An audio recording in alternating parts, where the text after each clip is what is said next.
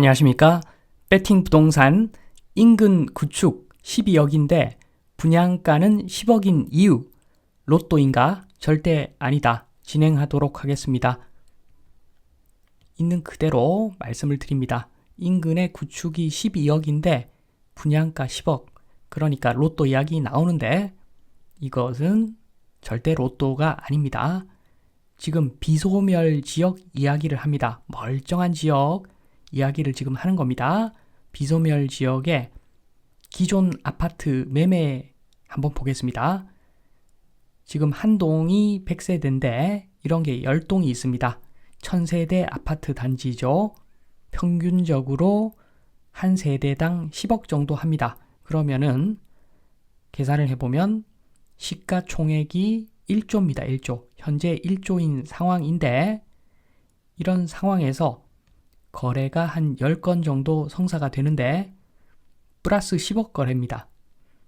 10억이었는데 20억의 거래가 된다는 겁니다. 그러면 추가로 투입되는 돈이 10억에 10세대 하면은 100억이죠. 100억이 추가가 되는 겁니다. 그런데 이 결과는 엄청나죠. 이걸로 인해서 호가가 10억이 아니라 20억이 됩니다. 20억이. 그러면 시총이 늘어나는 금액이 무려 1조가 되는 겁니다. 100억 투입해서 1조를 만들 수 있는 것이 아파트 매매 시장이죠. 최근에 몇 년 사이에 이런 일이 일어난 거죠. 매매가가 상승하면은 담보 가치가 증대가 됩니다. 그러면 추가 대출을 받을 수 있고 이렇게 추가로 대출받은 돈이 투입되면서 많이 가격을 끌어올렸죠. 사실은 대한민국에는 전세 제도가 있기 때문에 그 자체로 거품이 있다고 보면 됩니다. 물 높이에서 끝날 가격인데 기름 높이까지 한 단계 더 올려버립니다. 그래서 원래 거품이 있었는데 그 상태에서 정책적으로 부채를 투하합니다. 그러니까 물 높이 올라가면서 동시에 기름 높이 올라가고 계속 대출 증대가 되는 거죠. 그래서 가격이 쭉 올라왔다. 이게 최근에 나타난 현상입니다. 소득이 늘어서 그런 게 아니라 대출로 인해서 많이 가격이 끌어올라와 있는 상황이죠. 그러면 이 상황에서 비소멸 지역의 분양 가격은 어떻게 정해야 하는가 한번 보겠습니다. 지금 최근에 실거래가는 20억입니다. 그리고 원래 거래되던 전통적으로 이 지역에서 거래되던 가격은 10억이었습니다. 그러면 분양가를 얼마에 책정해야 되는 것인가? 극단적인 케이스를 말씀드리면 일단 금리가 0%다. 그러면 20억에 분양을 할 겁니다. 10년 있다가 팔려도 되고 20년 있다가 팔려도 됩니다. 그러니까 금리가 0%면 20억에 분양을 할 겁니다. 분명 분양받는 사람들이 일부 있겠죠. 그러니까 이렇게 20억에 분양을 할 것인데 만약에 금리가 10% 넘어간다. PF 금리 10% 넘어가겠죠. 그러면은 10억에 분양할 수밖에 없다는 겁니다. 이 지역에서 100채, 200채, 300채 팔기 위한 가격이 아니라 1000세대를 한 방에 다 팔 수 있는 가격, 그 가격에 다 팔아버리는 게 남는 장사죠. 그래서 매매가를 보실 때 실거래가 매매가가 얼마다 그러면은 적분 개념으로 보시고 그보다는 좀 낮게 기준을 잡아야 되는 것이 맞고 분양가 같은 경우에는 당연히 팔리는 바닥선에서 분양가가 형성된다고 보시면 됩니다. 그래서 무조건까지는 아니고 거의 대부분의 경우에 있어서 분양이 유리하겠죠. 분양 가격 어떻게 정해야 하나 한번 다시 보면은 지금 실거래가 20억 그리고 팔리는 가격 10억 그런데 건설 원가가 10억 언더더라. 고민할 게 없습니다. 시공사 입장에서는 고민할 게 없죠. 10억에 완판하는 것이 정답입니다. 최근에 비소멸 지역인데 재건축 참여 업체가 0명이다. 회사가 없다. 재건축 참여하는 회사가 요거는 어떻게 해서 이런 일이 생기는 것인가? 지금 제일 오른쪽 보겠습니다. 인근의 실거래가가 20억을 찍었습니다. 그러면 조합원들은 희망을 품죠.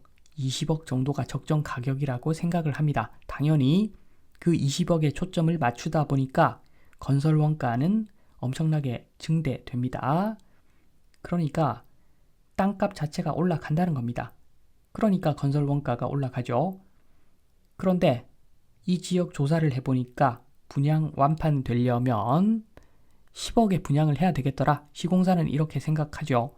그러니까 건설 원가보다도 더 싼 금액에 분양을 해야 되는데 도저히 안 되니까 조합원이 또 포기를 할 분위기도 아니고 인근이 많이 올랐으니까 이러니까 재건축 참여 업체가 없어지는 경우가 생기는 겁니다.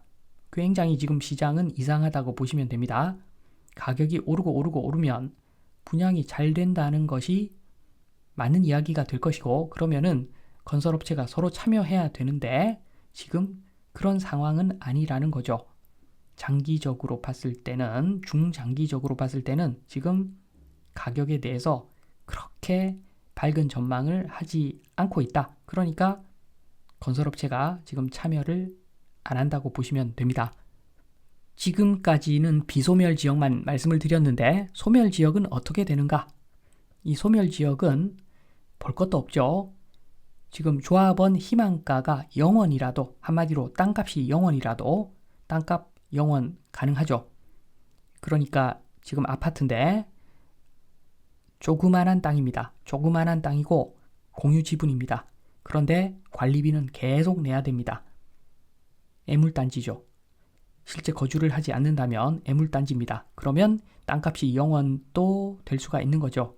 그러면 뭐합니까?